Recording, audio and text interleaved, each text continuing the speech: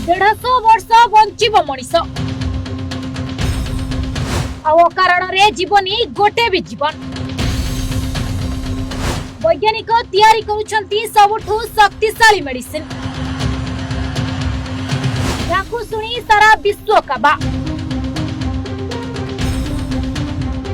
आज्ञा आ मरिबनी Manish a medicine खाइले आयुष ठारू अधिक दिन बंचिब जीवन। 50 कि 60 नुहे बरं 150 वर्ष बंचिब मनीष एकथा आमे नुहे एमिति किछि चर्चा एबे जोर धरिछि जाको सुनी आपनको आश्चर्य लागु थाई पारे किंतु कथाटी एबे सत हेबाकु जाउछि। वैज्ञानिक माने रिसर्च करी एमिति एक मेडिसिन तयारी करिसंती जाको सुनिबा परे समस्ते हेउछंती एबे आश्चर्य। 150 वर्ष बंची पारे मनीष जीवन आ एमिति मेडिसिन तयारी होइछि जाको खाइबा परे मनीष जीवन को 150 वर्ष पर्यंत बढ़ाई पारे। आ ए औषध अन्य कोनोसी पदार्थ नुहे बरं एक फल मंजीरु होइछि तयारी प्राकृतिक उपादान रु मिलिछि एही अजब शक्ति जाको सुनिले आपण माने भी आश्चर्य हेबे।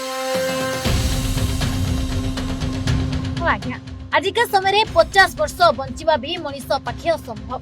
बयस थाउ थाउ अकारण रे अनेक लोकंकर जीवन मध्य चली जाउछि जार कारण खोजु खोजु एमिति किछि तथ्य वैज्ञानिक माने पाइछंती आ से भली समस्या को दूर करिबा पई वैज्ञानिक माने रिसर्च करथिले। मनीष जीवन केमिति 100 वर्षरु ऊर्ध्व बंचिब सेही स्वप्न को एबे सत करी देखाइछंती जेउतरे से एमिति एक औषध तयारी करबा को जाउछंती जाहाकू खाइले मनीष 150 वर्ष बंची पारिबो बोली दाबी करा जाउछि।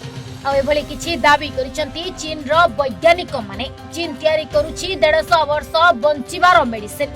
आ सबुठु बड़ कथा हेउछि एही औषधटी अंगुर मंजीरु बाहरु थिबा एक प्राकृतिक उपादान उपरे आधारित रहिछि किंतु किछि अन्य वैज्ञानिक कहबा कथा जे एहा केवल एक दाबी मनीष उपरे एहार बड़ परीक्षण आवश्यक जोथरे चीन रो सेंजरेन बायोटेक कंपनी लेलोभी बायोसाइंस एही औषध उपरे काम करूछि। एहा एक एंटीजेनिक गोली तयारी करूछि जा अंगुर मंजीरु मिली थाए आ कंपनी दाबी करूछि जे एही औषध वृद्ध एवं दुर्बल कोष गुडी को नष्ट करी सुस्थ कोष गुडी को रक्षा करिवो। एहा द्वारा मनीषर बयस बहुत बढ़ी पारे।